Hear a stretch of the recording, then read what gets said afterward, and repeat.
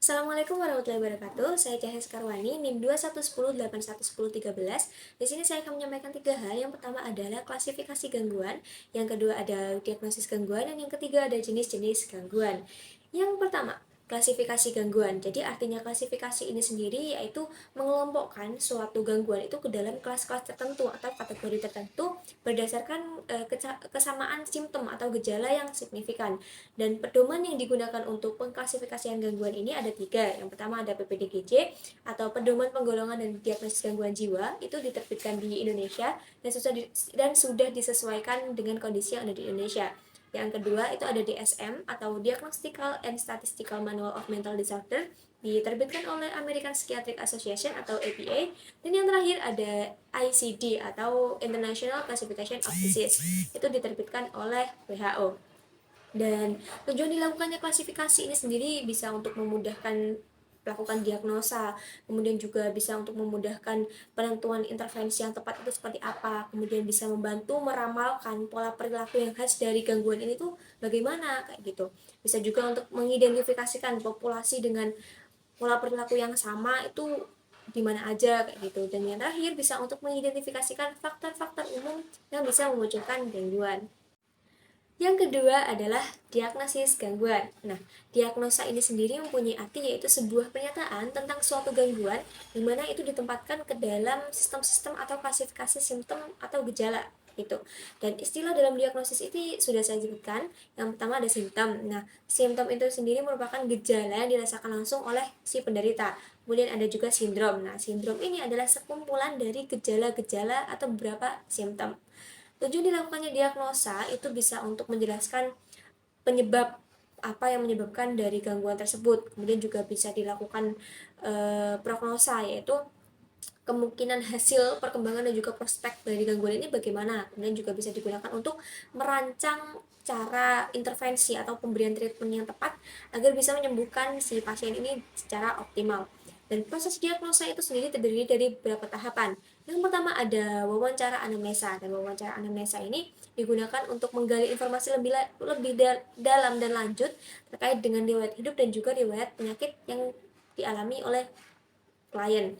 Dan yang selanjutnya adalah tahapan pemeriksaan. Nah, pemeriksaan ini sendiri bisa dilakukan pemeriksaan fisik, kemudian bisa dilakukan pemeriksaan status mental, serta pemeriksaan laboratorium. Nah, untuk pemeriksaan laboratorium ini sendiri opsional, artinya jika dibutuhkan saja.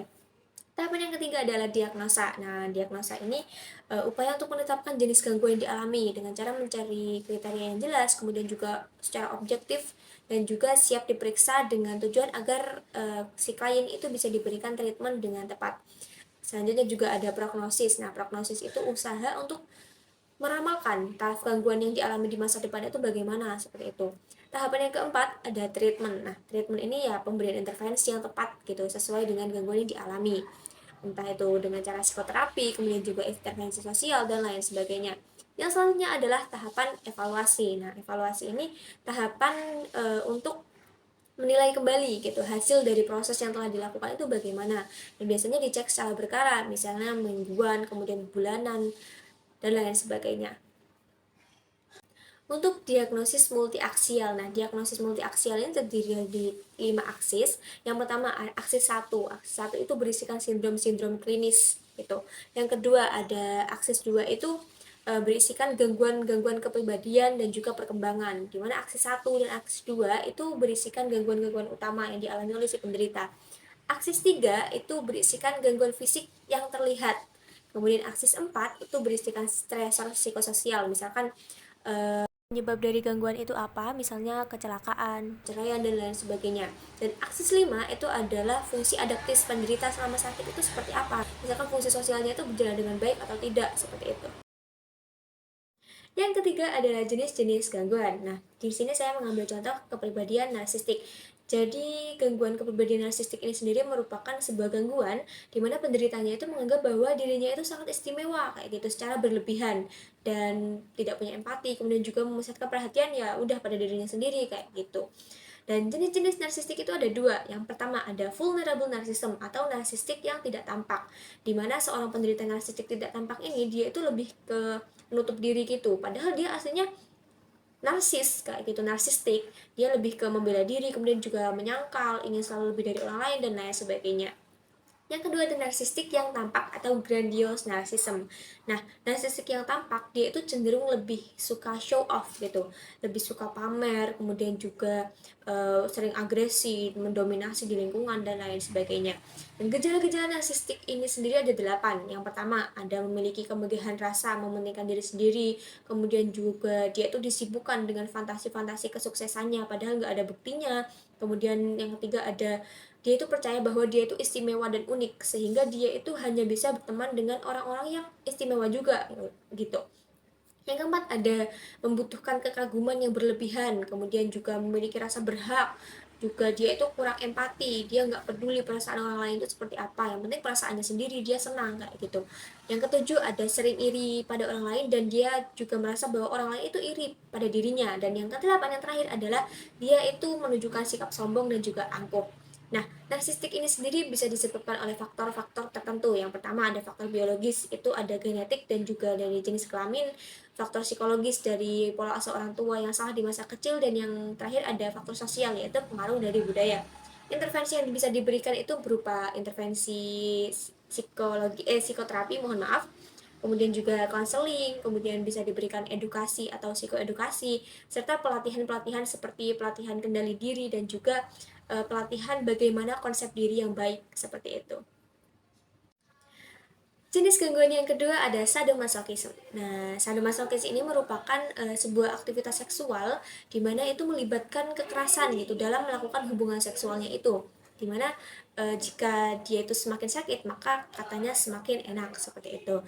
Dan orang yang menjadi pelaku itu ada namanya sadism, sedangkan orang yang menjadi korban itu namanya masokis. Dan gejala-gejalanya itu yang pertama, tentunya merasa puas gitu. Orang itu akan merasa puas dengan seksualnya jika dia itu bisa menyakiti si pasangannya itu. Kemudian yang selanjutnya dia itu bisa merasa puas jika disakiti gitu. Dan selanjutnya dia itu juga bisa melakukan kedua-duanya, yaitu disakiti maupun menyakiti seperti itu. Dan jenis-jenis dari sadomasokis ini ada dua, ada aspeksiofilia di mana kegiatan yang dilakukan itu membatasi oksigen yang masuk ke dalam tubuh gitu, entah itu dengan membekap atau mencekik, pokoknya segala hal yang bisa mengurangi oksigen dalam tubuh gitu.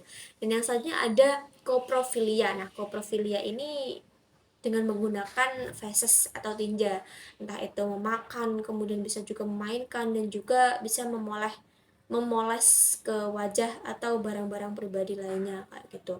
Dan penyebab dari sadomasokis itu sendiri ya karena pendidikan seks yang tidak benar, kemudian juga bisa adanya dorongan hasrat gitu untuk menguasai orang lain atau pasangan yang tinggi kayak gitu. Bisa juga karena trauma pada orang tua maupun orang-orang terdekatnya, kemudian juga moral atau etika, moral-moral dia itu rendah kayak gitu, serta disebabkan juga oleh pornografi, kemudian juga obat-obatan terlarang dan juga alkohol. Dan intervensi yang bisa dilakukan untuk menangani sadomasokis ini ada psikoterapi kayak gitu, kemudian juga bisa dilakukan psikodinamika, kemudian juga bisa melalui terapi kognitif, serta yang terakhir ada minum obat antidepresan untuk mengurangi gejala-gejala yang telah disebutkan tadi seperti itu. Terima kasih, sekian yang bisa saya sampaikan, kurang lebihnya mohon maaf. Wassalamualaikum warahmatullahi wabarakatuh.